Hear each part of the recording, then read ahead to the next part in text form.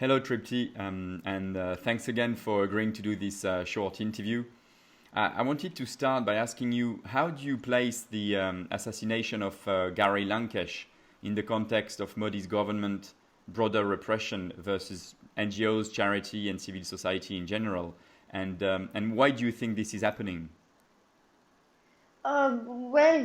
Gauri's murder is really one and perhaps one of the most horrific incidents in this longer and larger backdrop of clampdown on freedom of speech and expression and the silencing of critical voices. So anyone who doesn't toe the current dispensation's line, or anyone who dares to say something different or something critical, something objectionable, is sought to be silenced.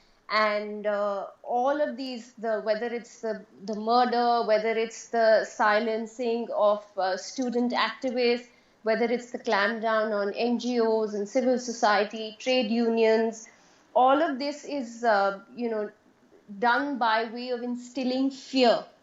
So the present dispensation is really just instilling fear in people's minds that if you dare speak up, if you dare go against what we are saying or air different views, then you see what will happen. So it's the selective targeting, which is to silence others. And by targeting those who are being targeted, it's like we are being, shown to the world that this is the fate that may await you if you dare raise your voice and dare speak. And could you tell us how your organization, the Lawyers Collective, has directly been affected by this? So the Lawyers Collective is one of the oldest legal and human rights NGOs in India.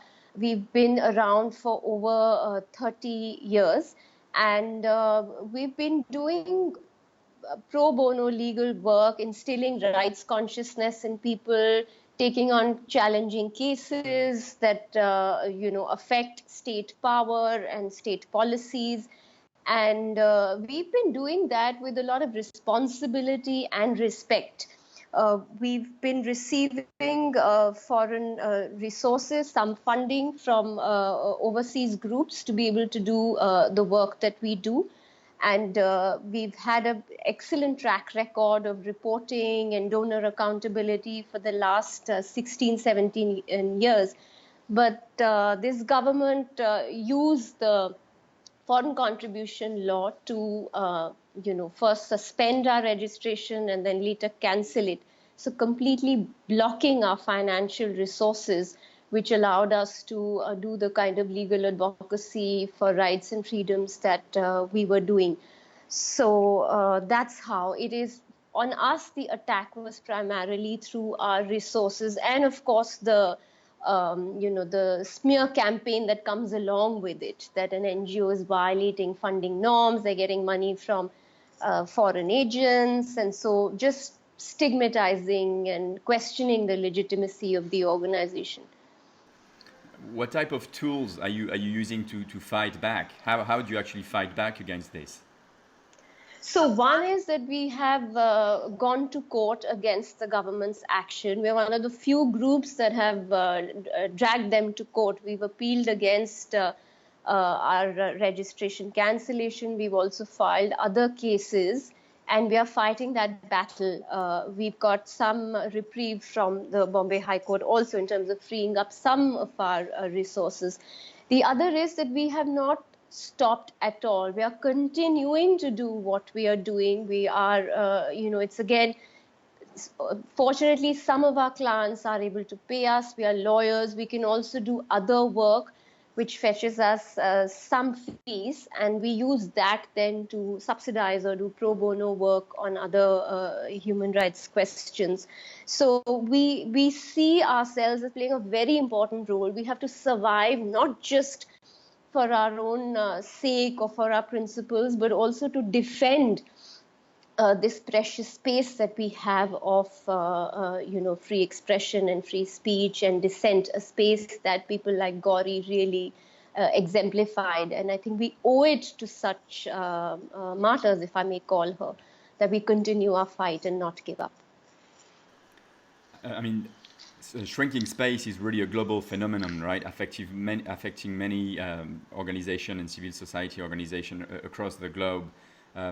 What sort of action do you think is needed from the international community to protect this space?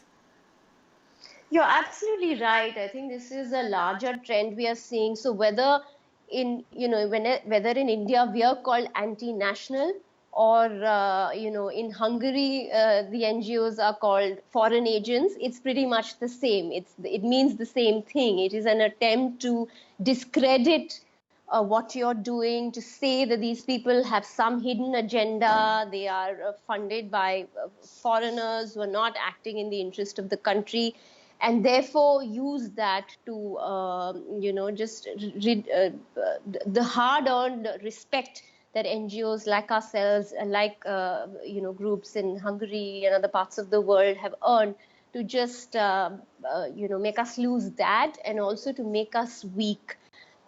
Make us not be saying what we want to be saying. And I think the international community must play an important role on two fronts. One is to strongly condemn governments that are taking such measures. So then there are, a whole host of countries that are doing this. India is not the only one. So to condemn this kind of stifling and repression, and also to look at means to support civil society and human rights defenders. I mean, statements are not enough. The ground reality is very different, and the way we are fighting it is not something that other smaller NGOs who don't have a lot of financial or human resources at their end to stick their neck out. So the international community must also look for ways to support groups like ourselves.